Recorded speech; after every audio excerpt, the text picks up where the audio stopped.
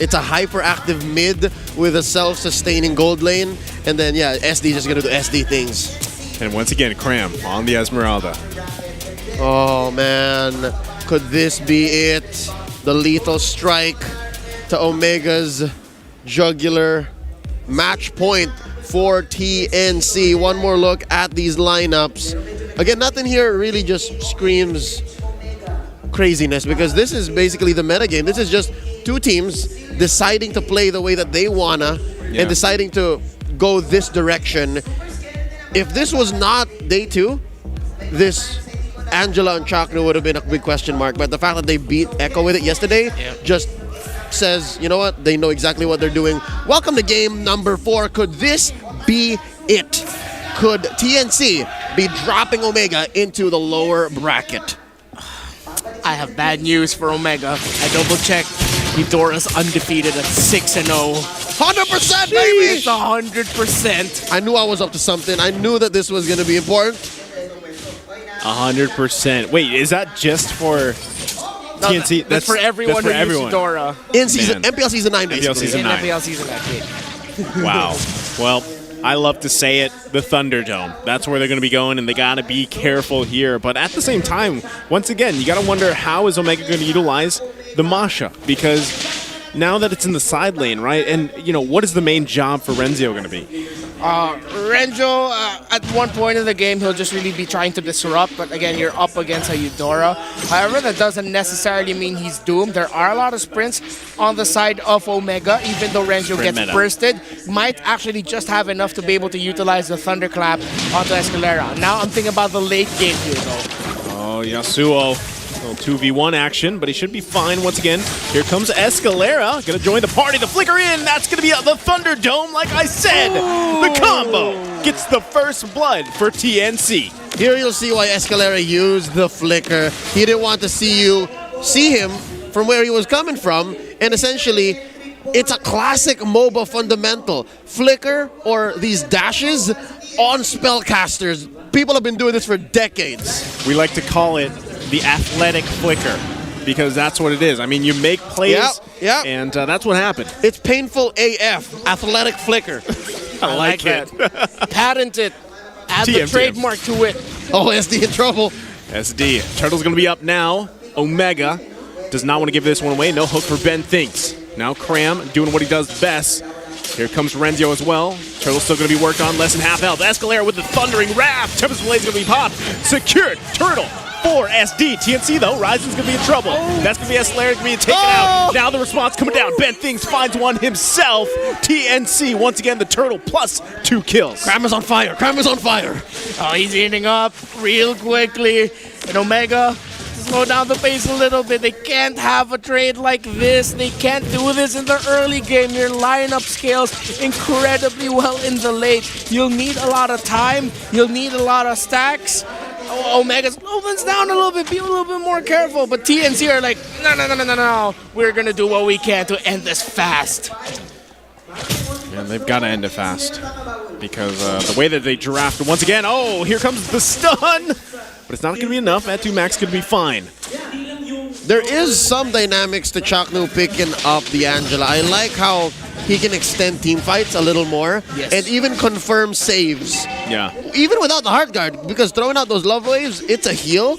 And with the sprints that Omega are rocking, that's 3 on them, it should help them get to the late game. Yeah, and if it does get to the point where it does, Angela Barrett, Angela Masha will just be a nightmare for TNC.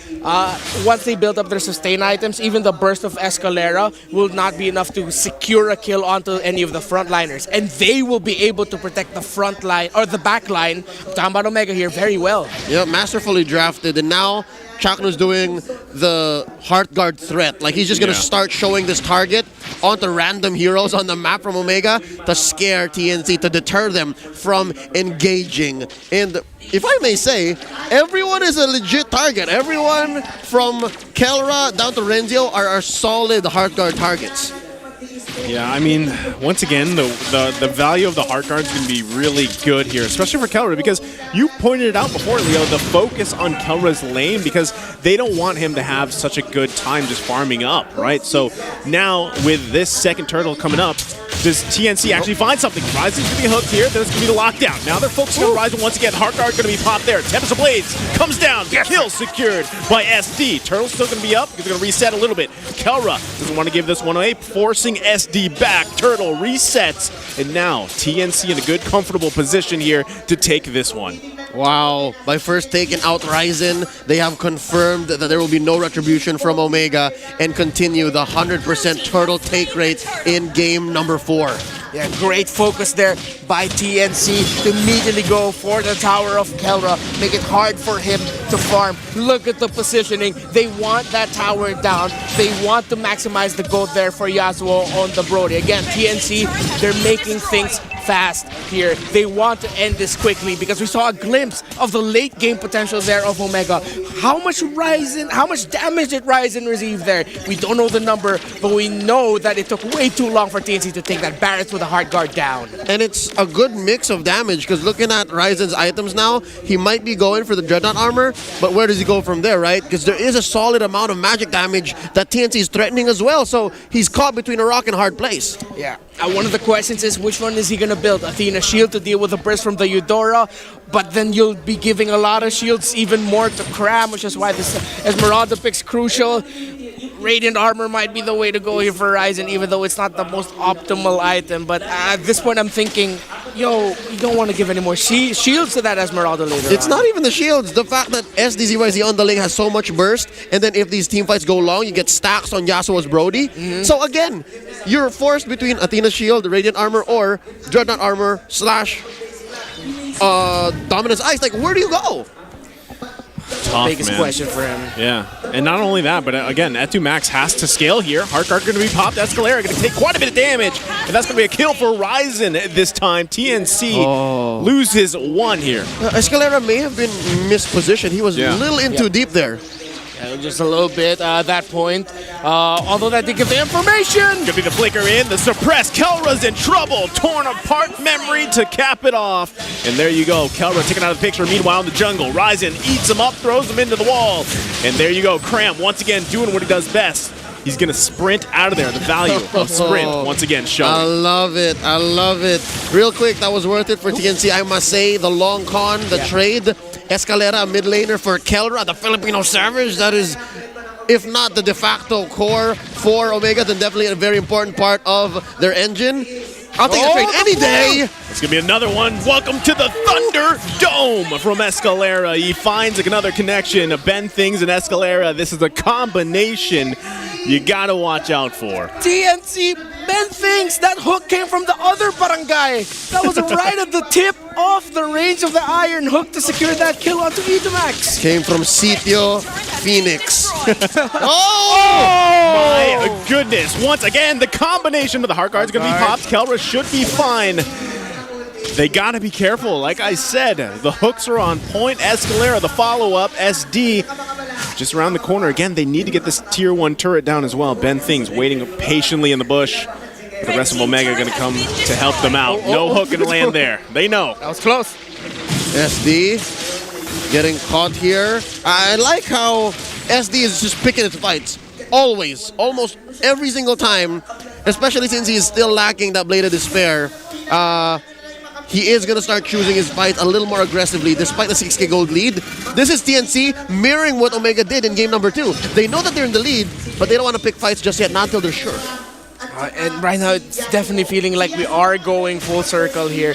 Kelra, though, good news for Omega, just picked up that golden staff. So in terms of the damage, he'll be able to dish out a fair amount, but not enough to just completely wipe out the members of TNC.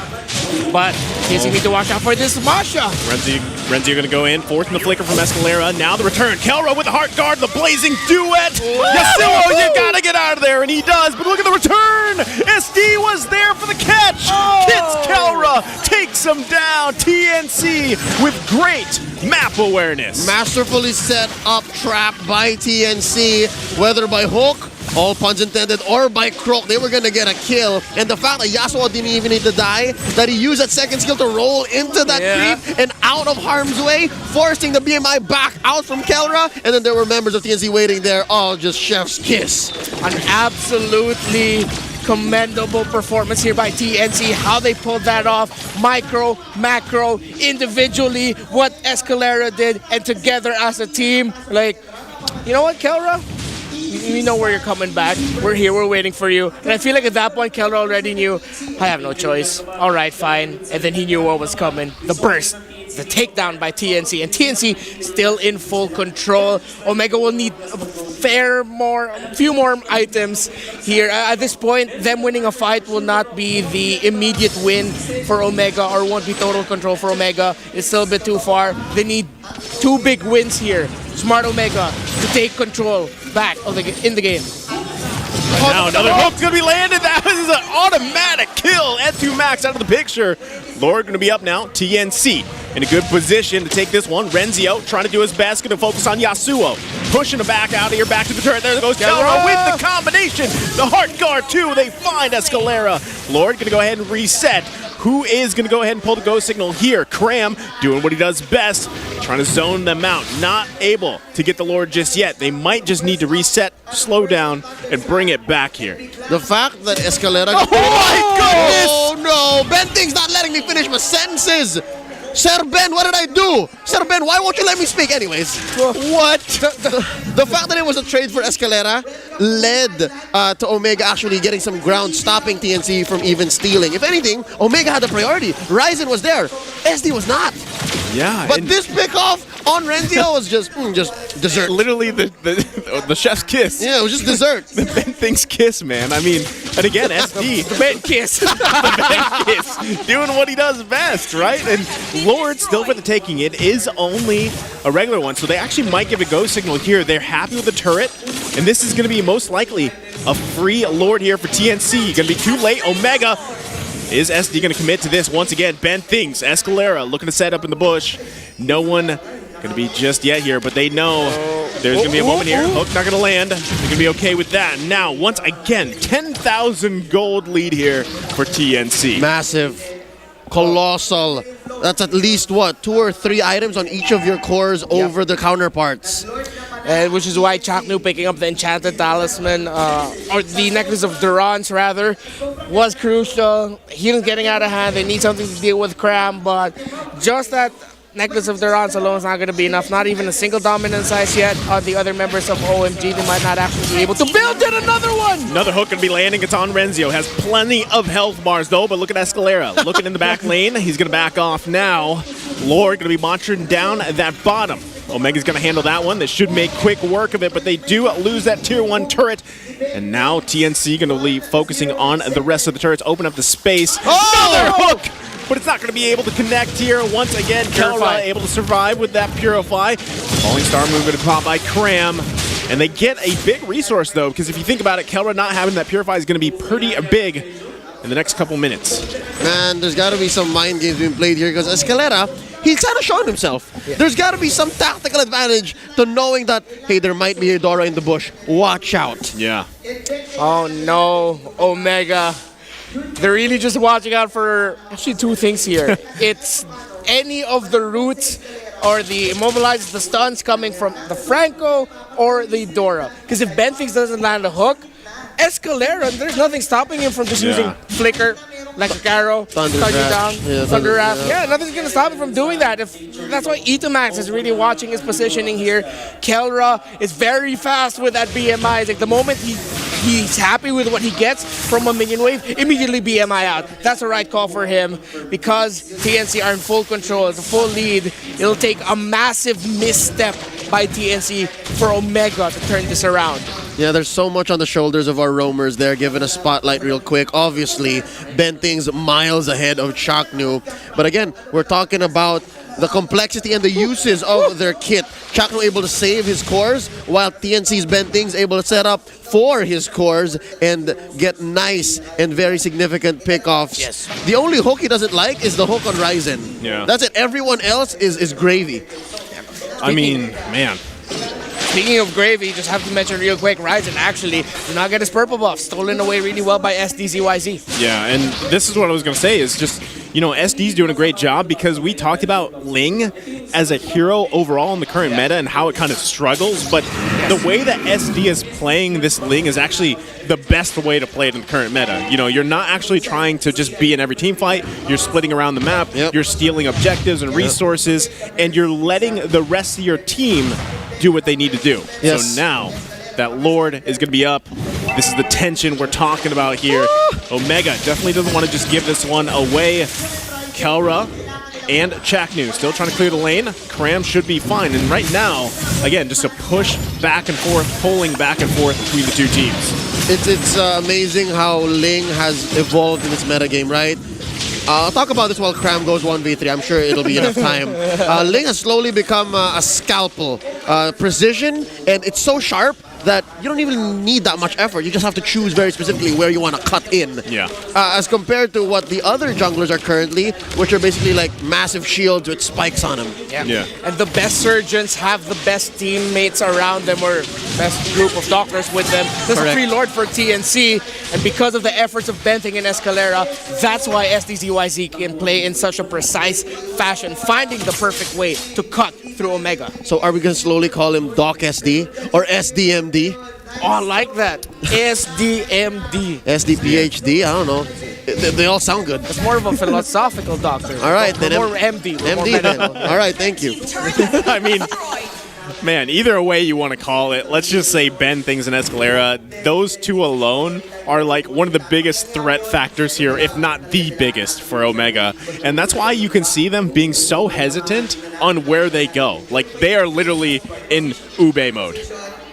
Yeah, they're forcing Omega to do that, and that wastes a lot of the strengths you get as an Angela lineup. Yeah. You kind of want to run over the map and threaten the fact that it could be a 2v1 at any given time. But there's a pull! My goodness, finding Ryzen. The heart guard's going to be used, but it's not going to be enough. Mega kill goes over to Yasuo. Omega is in trouble here. Lord, there it is. They got to take care of it, but they're down their jungler. They're going to have to defend. The base has been cracked open. Meanwhile, SD going up to the top lane to push that in. The rest of TNC knocking on the door here for the second turret. Opening up the base some more. Hook not going to find a connection. Last turret of Omega. This could be the final moment for Omega as they have to defend. Kelra trying to do his best, clear the minions. Are TNC going to decide to give this one a go, or do they back off? Another hook going to be landing, but it's on Renzio. He's got plenty of health. And right now, TNC going to back off. The pulse on the showstoppers. Pulse might have stopped there soon. But again, the discipline from both TNC and Omega, you got to give it up to them. But it's undeniable that OMG have their backs up against the wall. It's so hard to come back here to recover, despite some items building up on the cores of Omega. At this point, Omega would want to pick up immortalities, maybe to buy even more time, but they also sorely need damage.